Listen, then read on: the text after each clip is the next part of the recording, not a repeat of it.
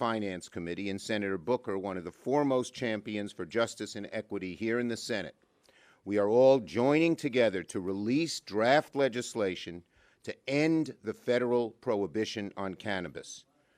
This is monumental because at long last, we are taking steps in the Senate to right the wrongs of the failed war on drugs. I was the first Democratic leader to come out for the legalization of marijuana, and I will use my clout as majority leader to make this a priority in the Senate. As my colleagues and I have said before, the war on drugs has really been a war on people, particularly people of color. The Cannabis Administration and Opportunity Act would help put an end to the unfair targeting and treatment of communities of color by removing cannabis from the federal list of controlled substances. This is an idea, it's not just an idea whose time has come, it's long overdue. We have all seen the agony of a young person arrested with a small amount of marijuana in his or her pocket. And because of the historical over-criminalization of marijuana, they have a very severe criminal record they have to live with their whole lives. Tougher to get a job, tougher to get credit, tougher to live a normal life. The waste of human resources because of the historic over-criminalization has been one of the great historical wrongs for the last decades. And we are going to change it. We are going to fight hard to change it. And America is on our side. 70% of Americans now support legalizing adult use of marijuana. In the 2020 election, it was put on the ballot by petition in South Dakota, and even South Dakota, one of the most conservative states in America, a majority voted to legalize adult recreational use of marijuana. If South Dakota can do it, the Senate should be able to do it. And we're going to fight to make sure it happens. My thinking, of course, like so many others, has evolved on the issue. When the laboratory of states, led by Senator Wyden's state in Colorado, legalized, the opponents had listed this parade of horribles. Drug use will go up, crime will go up. Well, that didn't happen. None of those parade of horribles ever occurred.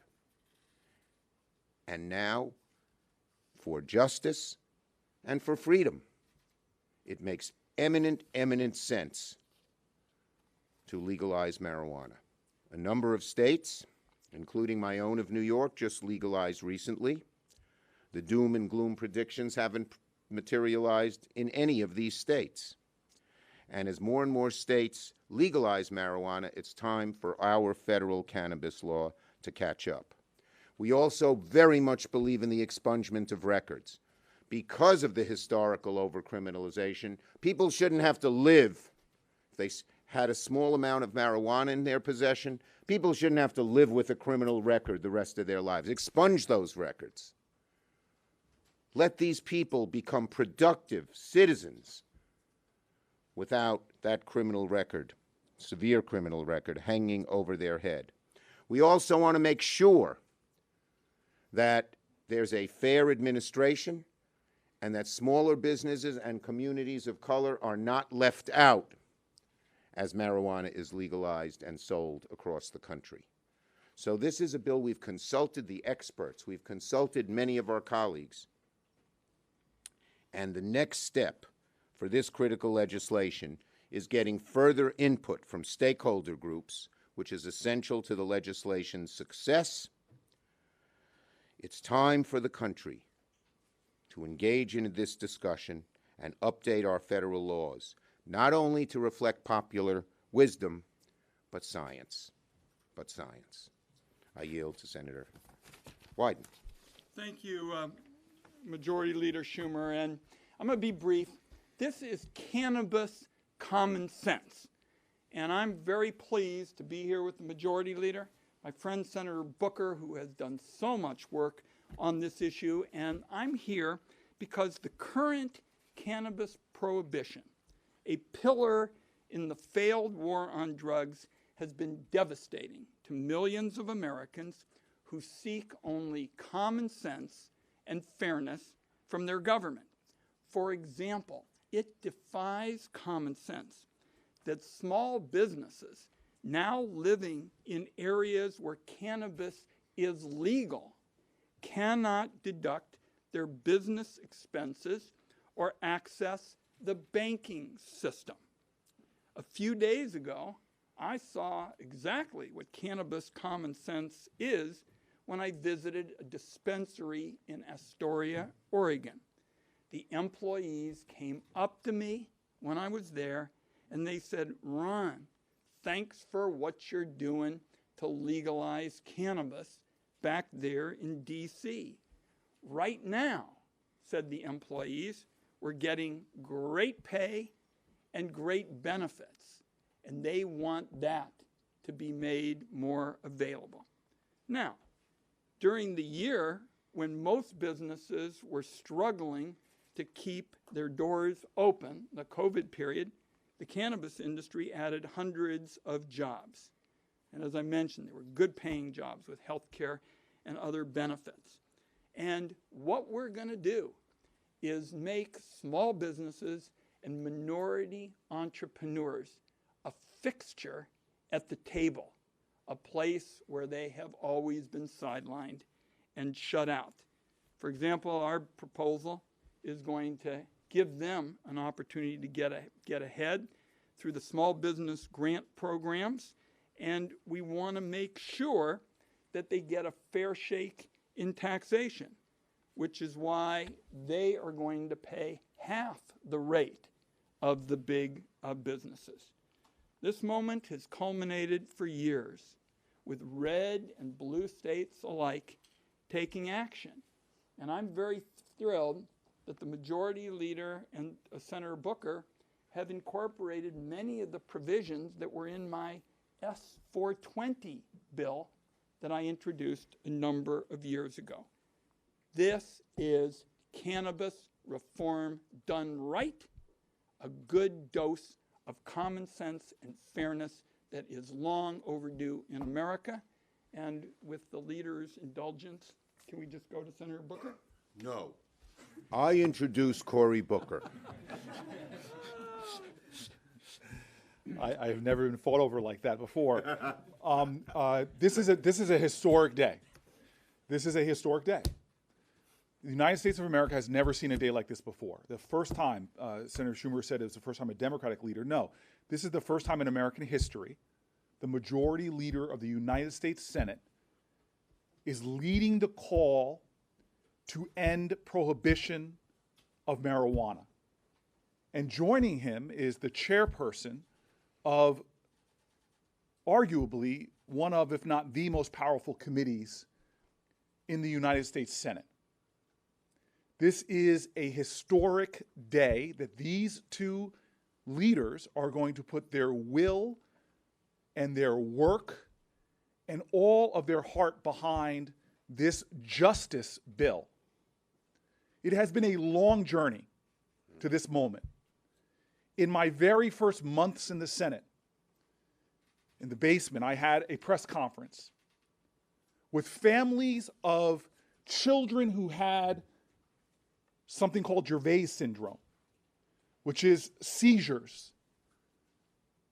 The brave young girl sitting in a wheelchair had over, at times, 100 a day. And her mother was what you call a marijuana refugee because it was illegal in her state, so she moved to a state where marijuana had been legalized at the state level, but she talked about the fact that she was still violating federal law and that she could be prosecuted, that the person that was providing it could be prosecuted, that universities couldn't study marijuana to get the dosage right for her child. During that press conference, her child fell into a seizure. To this day, it's still one of the most moving moments of my Senate career.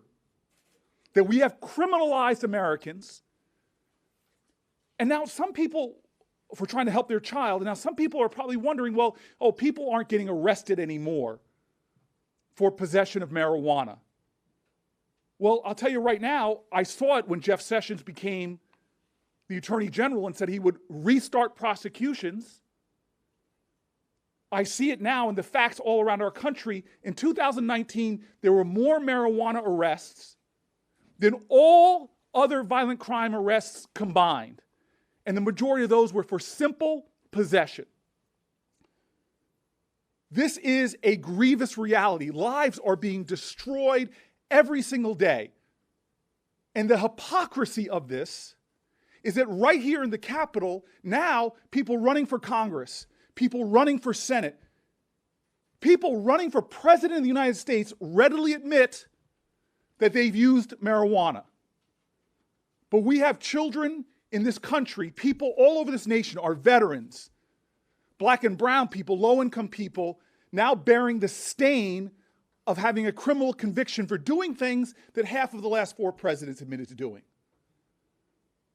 We are in the midst of a grievous moment of injustice, and it is deep at the core of who we say we are, equal justice under law. And so we have waited too long. We've seen the disaster of prohibition once before in this nation. This is hurting every American, and I end with this fact.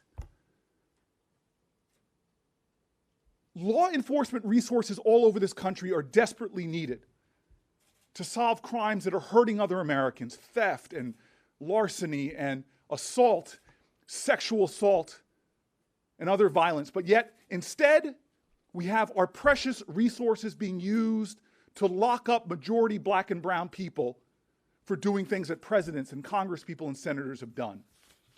This bill is urgent. This bill is long past due. And I am proud that today we are making history by having the 2 champions on either side of me leading this fight to finally end the war on drugs, which, as Senator Schumer said, has been a war on people, to end prohibition once and for all for marijuana. Thank you. Thank you. We're going to take questions on this subject only. Go ahead, DeBonis. This issue has broad support in your caucus. It has significant fiscal implications. Why not include it in the $3.5 trillion reconciliation bill that you expect to pass in the next couple months? Because this is going to be a process. This is a draft bill. We intend to show it to all of the stakeholders.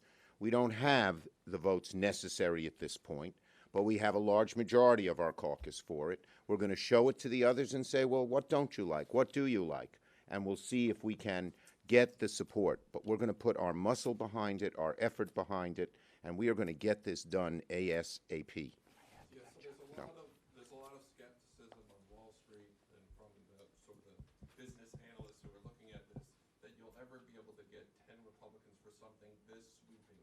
That maybe you could do something smaller, like a banking bill, like something that's a little bit more. A banking bill deals with a small part of this, but not what needs to be done. We need a broad, comprehensive bill. Can I just say something on that? Go ahead. I'm telling you right now, if somebody tries in the Senate to do just a banking bill, they're going to make all the wealth and the money that is going after this already is a multi-billion-dollar industry.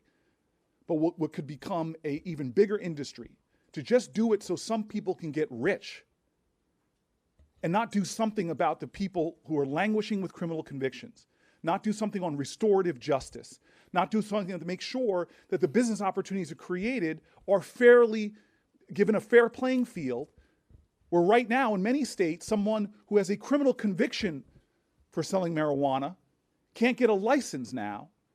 I don't know about other members of the Senate, but I will lay myself down to do everything I can to stop an easy banking bill that's going to allow all these corporations to make a lot more money off of this, as opposed to focusing on the restorative justice aspects. Let me just make sure we understand about the revenue. The revenue generated through legalizing cannabis will go directly to support restoration of the lives of those most harmed by the war on drugs, as well as public health and safety. What we're talking about, of course, this week, things like clean energy, for example, and other priorities, we're going to focus on making sure that the super wealthy and millionaires pay their fair share as part of covering those priorities.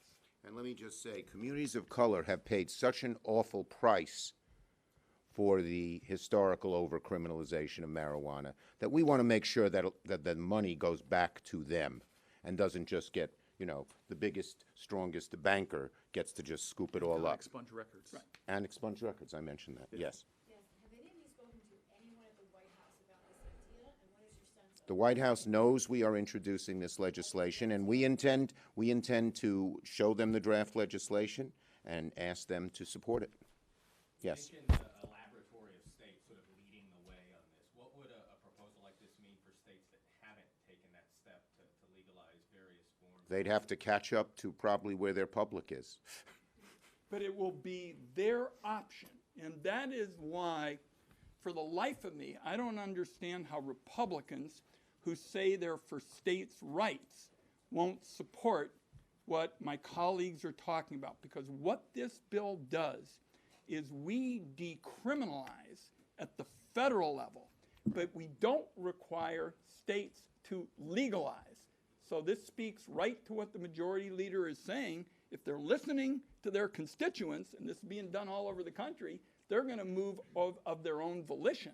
But the three of us are supporting a states' rights approach that says decriminalize at the federal level, give the states the option. Right. We're not forcing the states, but we believe this will give impetus to the states and impetus to their populations that are strongly for this. Go ahead, Broom. Yes, what effect will this have on New York and other states that have already decriminalized? Well, Did you say New Jersey or New York, sir? he's talking about that football team that has the NY on their helmet. That plays in New Jersey. Yeah, we have this discussion every time we do something. I've listened to this. What professional football team is in Oregon? We believe in the trailblazers. The Timbers, Trailblazers. Yes, they're and the doing all right. Thorns. The bottom line is it's still against federal law. So even though the state can legalize, which New York has done, this will not have the federal government interfere in any way. Last question. Last question. This is just a clarification question. So does this mean the Senate will not act on the House-passed Safe Banking Act? Look, this is a very comprehensive bill. We put a lot of work and a lot of time into this. It's a draft bill, and we're going to now go to our colleagues and ask explicitly to all of them, what don't you support here? What can you support here? We're going to get something done, and we'll have to figure out, you know, the best way to get that done, but we are going to get something done.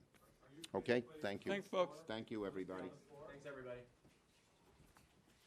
Sarah Wyden, the proper comeback when they give you stuff about the NFL teams is you point out that they all wear Nike shoes.